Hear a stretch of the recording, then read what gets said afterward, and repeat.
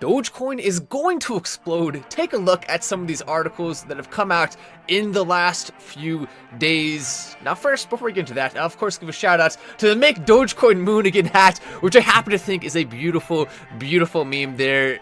Awesome stuff, as we are seeing this. Dogecoin price could book 55% gain. If US dollar is any guide, that's just one of them. There's more. Dogecoin soars by 12%. Can Elon make Dogecoin the future?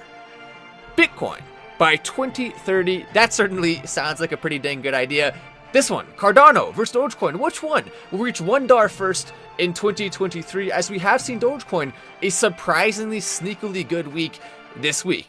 You probably haven't noticed it too much because there's been so much crazy action with Dogecoin, but it's actually putting up some pretty good numbers, the prices, on the weekly chart, as Bitcoin's up 3%, Ethereum's up 6%, not bad, but Dogecoin up a nice 13.69%, approximately 14% gain for Dogecoin in the last week, which has gone largely unnoticed, primarily because it was a good bit higher than that at the top of this most recent spike, but still, nonetheless, that's nice to see. That's positive momentum, and we're continuing to see more and more evidence that's building on top of each other that Dogecoin is getting ready to explode. There's no doubt that the excitement, the energy is going to lead to big things for Dogecoin. You can see I put on the thumbnail $1, $2, $3, $4, $5, and the reason why I went all the way up to $5 is because that is the upside for Dogecoin on this next major run. In our lifetimes, it could go significantly above $5, right? But just for specifically this next run, the highest upside that I can see potentially happening is around $5. And a lot of people saying, Matt, come on, do you really think $5 can happen? The answer is yes, I really do. And not only that, but I think it could happen significantly faster than people think in terms of the time scale on it.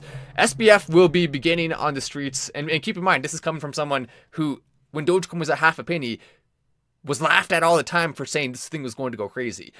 Coming from someone who's predicted the price of Bitcoin to where it would fall at the top of the bull market. So I've been pretty good with my predictions, been pretty accurate. If you want to subscribe with notifications on to get those predictions and to be involved, stay updated on the crypto market, you're certainly welcome to do that.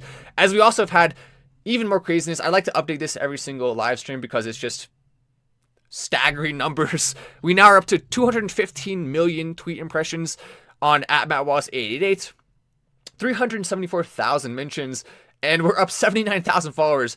Really, in the last, all of this is pretty much all in the last 2 weeks, 2 or 3 weeks. So, I mean, some pretty crazy stuff there as we've continued to have more tweets go viral. I just did one today, and basically my goal with my Twitter account is to simply put the truth above the lies, not only in regards to Dogecoin, but also in regards to Elon Musk, because he's truly actually doing good stuff for the world, and truly actually is me saying the same word twice to put emphasis on it, but I don't care, I still did it anyway. Deal with it. That's right, grammar teacher.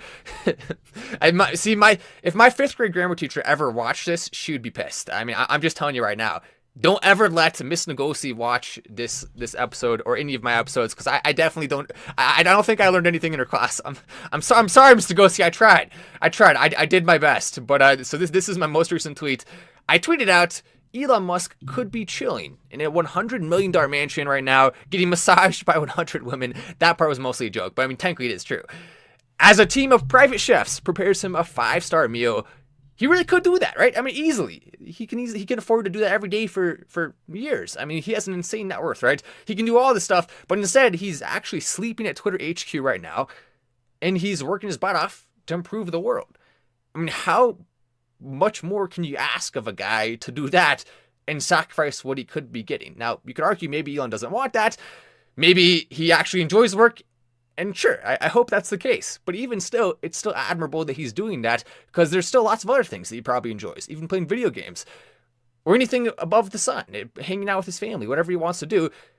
He could be doing any of that stuff instead of working hard, and he chooses to do this. So there's a very strong reason why I'm such a big fan of Elon Musk. It's not just random, and I've been a fan of him for years and years, and I just really enjoy putting my thoughts out there to the world and explaining why I think it's pretty ridiculous to be hating on the guy. You don't have to like him, but hating on him, now that's taking things a step too far, especially if you're a Dogecoin fan. Then you definitely can't even, you have to like him if you're a Dogecoin fan.